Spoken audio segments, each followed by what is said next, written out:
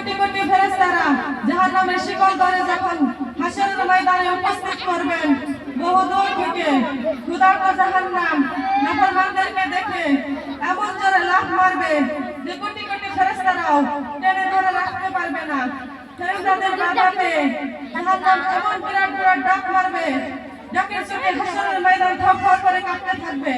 ডাকের চোটে হাসরের ময়দানে হুলস্থুল শুরু হয়ে যাবে। যত আম্বিয়া কুতুব রাসূল ও নবীগণ এসেছিল সকলেই আধা মারা হয়ে মাটিতে হামাগুড়ি দিতে থাকবে আর সকলেই শুধু বলবে, ইয়া নাফসি ইয়া নাফসি, মাবুদ গো আমাকে বাঁচাও, মাবুদ গো আমাকে বাঁচাও। হযরত জিবরাইল আলাইহিস সালাম, হযরত মিকাইল আলাইহিস সালাম, হযরত ইসরাফিল আলাইহিস সালাম, হযরত আজরাইল আলাইহিস সালাম, এমনকি আরশের বহনকারী ফেরেশতারা পর্যন্ত ভয় কম্পন হয়ে যাবে। ঈসা আলাইহিস সালাম, মুসা আলাইহিস সালাম সিজদায় পড়ে যাবেন আর সকলেই শুধু বলবে, ইয়া নাফসি ইয়া নাফসি, মাবুদ গো আমাকে বাঁচাও, মাবুদ গো আমাকে বাঁচাও।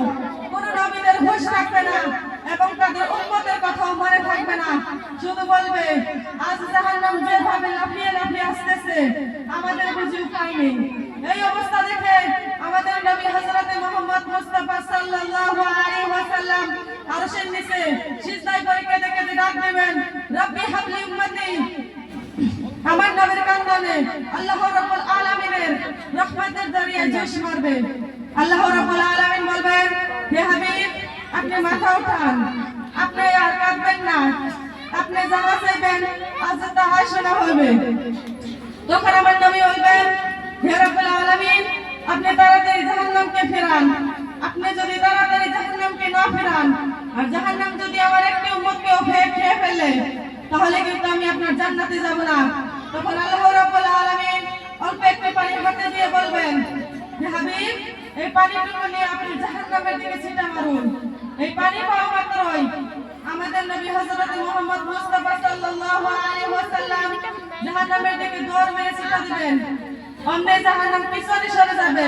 তখন আমার নবী বলবেন, হে আল্লাহ রাব্বুল আলামিন, এটা কোন কুদরতি পানি যে জাহান্নামকে কোটি কোটি ফেরেশতারা টেনে রাখতে পারলো না। অল্প একটু পানির ছিটা পেয়ে সে জাহান্নাম পিছনে সরে গেল। তখন আমার রাব্বুল আলামিন বলবেন, হে হাবিব, এটা কোন কুদরতি পানি নয়, এটা তোমার গুনাহগার উম্মতের চোখের পানি। যখন তোমার গুনাহগার উম্মতেরা গুনাহ করে ফেলেছিল তখন আমার ভয়, জাহান্নামের ভয়, নিজেকে নাফরমান ভেবে বিস্মৃত কণ্ঠে যখন তওবা করেছিল, চোখের পানি ছেড়ে দিয়েছিল, তখন আমি রব্বুল আলামিন সেই পানিটাকে হেফাজত করে রেখেছি। হে হাবিব, এই পানি যেরকম জাহান্নামের আগুনকে ঠান্ডা করতে পারে এমন আমি কিছু দুনিয়াতে সৃষ্টি করি নাই।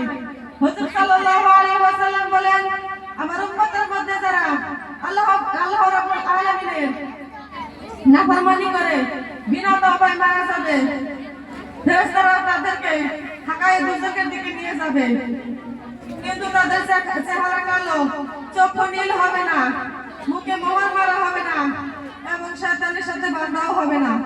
তখন ফাতিমা রাদিয়াল্লাহু তাআলা আনহা বলেন, তবে কিভাবে নিবে?